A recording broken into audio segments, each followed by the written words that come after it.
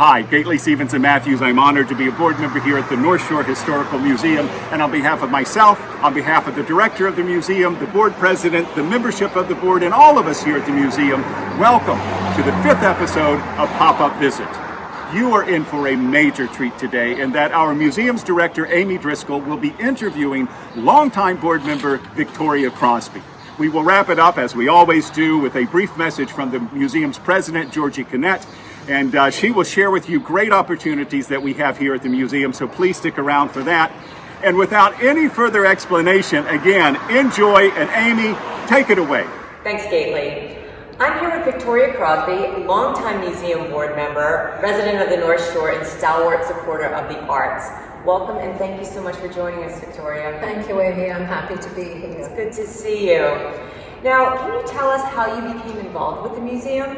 Well, it's a little bit of a long story, but about 20-something years ago, I was working for Tom Swazi, congressman now, but he at the time was the mayor of Glen Cove in his first term, and I was the mentoring program director.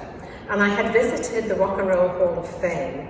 And when I came back, I said to him, you know, I know you're working on the waterfront. Wouldn't it be great to have a museum like they have on the waterfront, but not just with rock and roll, because we've got certainly lots of musicians here on the North Shore of Long Island, and also the Gold Coast mansions. There's a very rich history of all kinds, sports figures, authors. So he said, I've got a museum for you.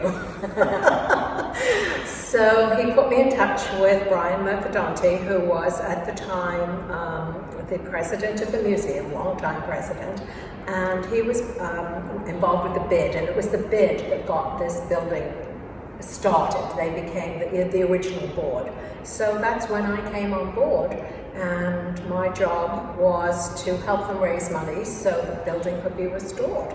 It was a mess. It was a real mess. I remember coming in here, there were dead pigeons, and I mean, it's totally unrecognizable now from the way it was then.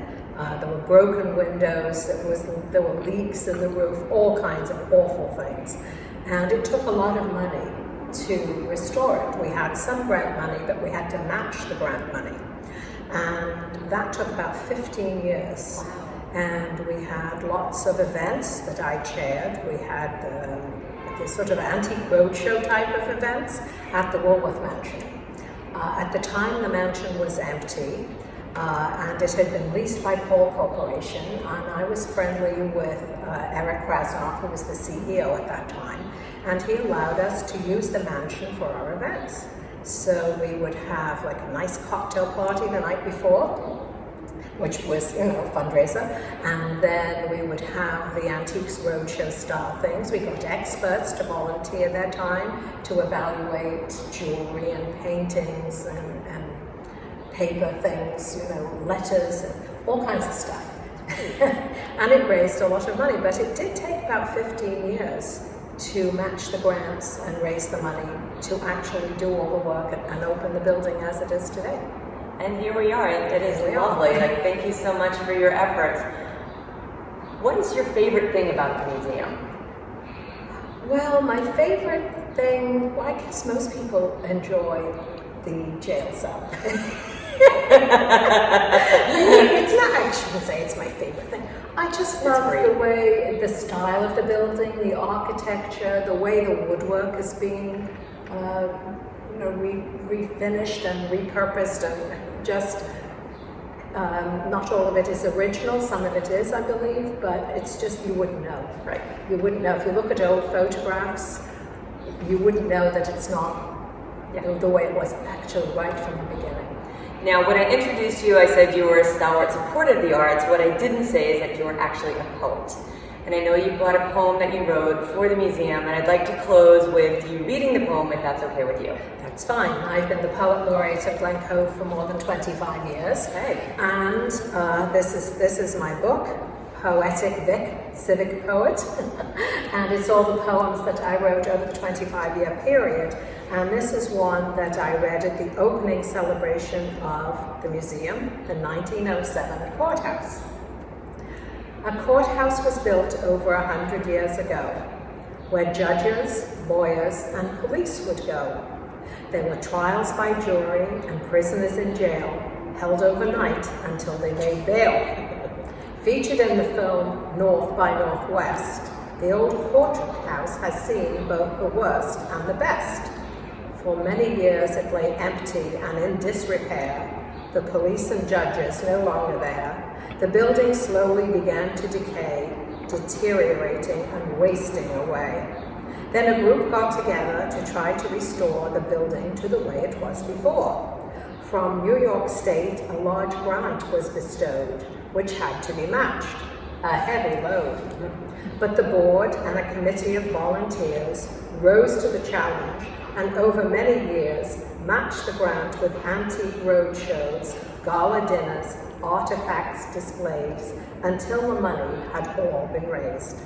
Then scaffolding went up so the work could begin. You have to fix the outside before you start within. The board, with their sense of dedication, was anxious to start the restoration. Now, 15 years later, the work is almost complete, an amazing and miraculous feat. We celebrate the opening of our doors, a long and challenging, yet worthwhile cause. We appreciate your support as we continue to raise the necessary funds for our next phase. Thank you, and thank you all. Our mission is to preserve the history of the North Shore of Long Island. For almost 7 years, we have fulfilled this mission with the support of our membership and our volunteer board of trustees. Not unlike any small nonprofit, all income stopped when New York went on pause. Until we can fundraise again, we are facing a shortfall for our operating expenses. The board has pledged donations to help with these expenses, but we surely could use your help. All contributions are tax deductible. You can find information on how to donate on our website, and you can also use PayPal. Thanks for listening and stay safe.